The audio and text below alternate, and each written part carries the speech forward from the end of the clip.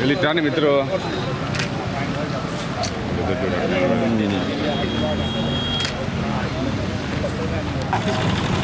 రెండు బిట్లు అయిపోతే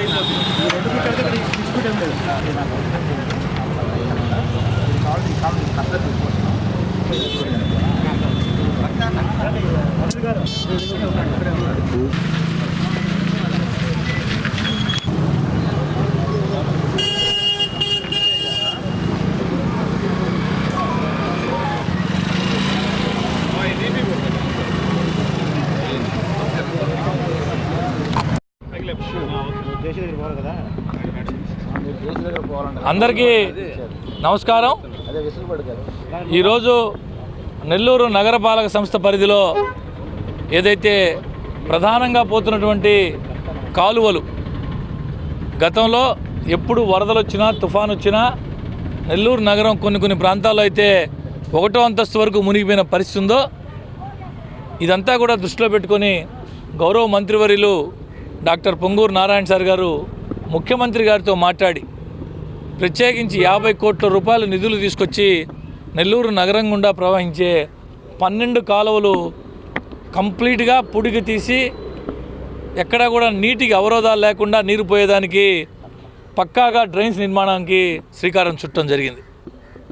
గతంలో ఇవన్నీ కూడా కింద ప్రాంతాలన్నీ పొలాలుండి వ్యవసాయ ఆధారిత పరిస్థితులు ఉన్నప్పుడు పెద్ద పెద్ద కాలువలు, నీటిపారుదల జరిగే కాలువలు ఇప్పుడు మొత్తం కూడా పట్టణీకరణ అయిపోయి ఎక్కడా కూడా పారుదల లేని పరిస్థితుల్లో ఎక్కడికెక్కడ ఆక్రమించుకొని అడ్డంకులుండి ఇబ్బందులు వచ్చే పరిస్థితి ఉంది. అయితే నారాయణ సార్ గారు చాలా స్పష్టంగా అధికారులకు ఆదేశించున్నారు. ఎక్కడా కూడా పేదవాడు ఇబ్బంది పడకూడదు. 10 మందికి ఉపయోగపడే పని చేసేటప్పుడు ఒకవేళ నిజంగా ఇబ్బంది పడే పరిస్థితి ఉంటే ఆ పేదవాడికి ఖచ్చితంగా న్యాయం చేసిన తర్వాత ఆ పని చేయమని చెప్పి చాలా స్పష్టంగా అధికారులకు ఆదేశాలు ఇచ్చున్నారు. ఈరోజు ఉదయం ఇక్కడ మేము రామిరెడ్డి కెనాల్ అంటాం, దీన్ని రామిరెడ్డి కాలువ అంటాం. రామిరెడ్డి కాలువ పనులు జరుగుతూ ఉన్నాయి, మీరు కూడా చూశారు. ఇది 60 మీటర్ల పొడవుతో ఈ పని జరుగుతూ ఉంది. 70 లక్షల రూపాయల వ్యయంతో 60 మీటర్ల పొడవుతో ఈ రామిరెడ్డి కెనాల్ పని జరుగుతూ ఉంది. ఇదే విధంగా దీని పక్కనే ఎల్లి కాలువ, ఇది 225 మీటర్లు 1,50,00,000 రూపాయలతో ఇది కూడా పని జరుగుతూ ఉంది. ఈ 2 కాలువలు ఈరోజు పరిశీలనకి అటు ఇరిగేషన్ అధికారులు, మున్సిపల్ అధికారులు, టౌన్ ప్లానింగ్ నగరపాలక సంస్థ సిపి గారు, స్థానిక నాయకులు అందరితో కలిసి ఇక్కడ పరిశీలన చేయడం జరిగింది. పనులు శరవేగంగా జరుగుతున్నాయి. నారాయణ సార్ గారు ఏ పని చేసినా, ఏ పని చేపట్టినా టైం మౌంట్తో ఎప్పటి లోపల పూర్తి చేస్తామని చెప్పి మరీ ఆదేశాలు ఇస్తున్నారు. ఖచ్చితంగా రాబో రోజుల్లో నెల్లూరు నగరంలో ఉండిపోయే 12 ప్రధాన కాలువలు అన్ని రకాలుగా పూర్తి చేస్తారు. చిన్న ఇబ్బందులు వచ్చినా, ఇప్పుడు ఏదైతే 8 కాలువల పనులు జరుగుతున్నాయి, ఎక్కడా కూడా చిన్నపాటి ఇబ్బంది రాకూడదని ఏదైతే చాలా క్లియర్గా ఉన్నాయో, ఇబ్బందులు లేకుండా ఉన్నాయో, అడ్డంకులు లేకుండా ఉన్నాయో అవన్నీ కూడా స్టార్ట్ చేసి పనులు మొదలుపెట్టి జరుగుతున్నాయి. అందులో భాగంగానే ఈరోజు ఈ 2 కాలువలను కూడా పరిశీలించడం జరిగింది. కాంట్రాక్టర్తో మాట్లాడాం, వీలైనంత త్వరగా ఇవి పూర్తి చేయాలని చెప్పి అధికారులందరూ నారాయణ సార్ ఏదైతే ఆదేశాలు ఇచ్చినారో దానికి అనుగుణంగా కాంట్రాక్టర్లు కూడా ఎక్కడా కూడా నాణ్యతలో రాజీ పడొద్దని అనేక సందర్భాల్లో నారాయణ సార్ గారు, అది మా పార్టీ నాయకులైనా సరే ఎక్కడా కూడా మీరు కాంప్రమైజ్ కావద్దు క్వాలిటీలో అని చాలా స్పష్టంగా చెప్పున్నారు.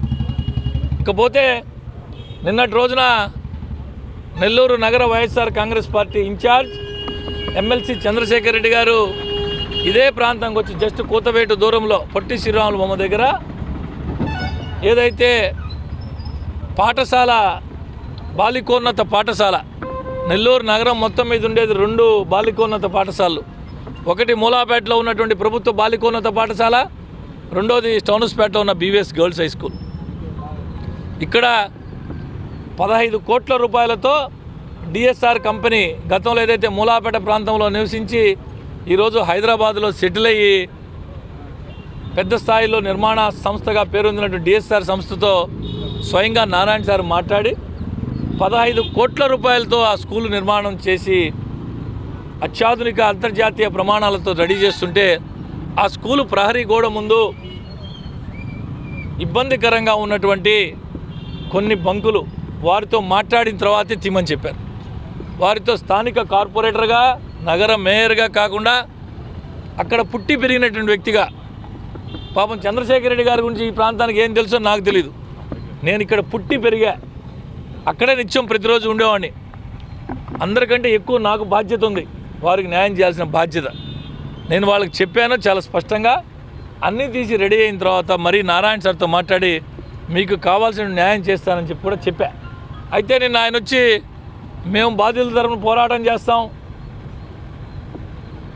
రాజకీయాల కోసం ఈ విధంగా మాట్లాడడం మంచి పద్ధతి కాదు అని చెప్పి చంద్రశేఖర్ రెడ్డి గారికి చెప్తూ ఖచ్చితంగా ఏదైతే అక్కడ ఆ ప్రధాన పాఠశాల ప్రహరీ గోడకు ముందున్నటువంటి వారు తీస్తున్నారో వారందరికీ కూడా ఖచ్చితంగా న్యాయం చేస్తాం. నారాయణ సార్తో గారు మాట్లాడి ఆలోచన చేయాలి ఒకసారి.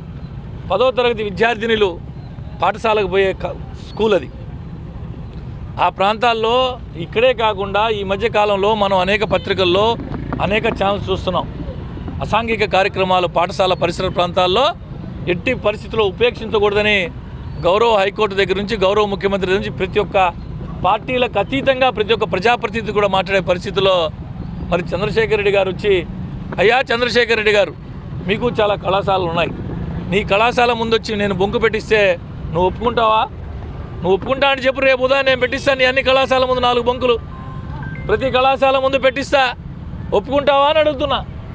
అర్థం చేసుకోమని నేను చంద్రశేఖర్ రెడ్డి గారికి ఈ సందర్భంగా మీ ద్వారా తెలియజేస్తాను.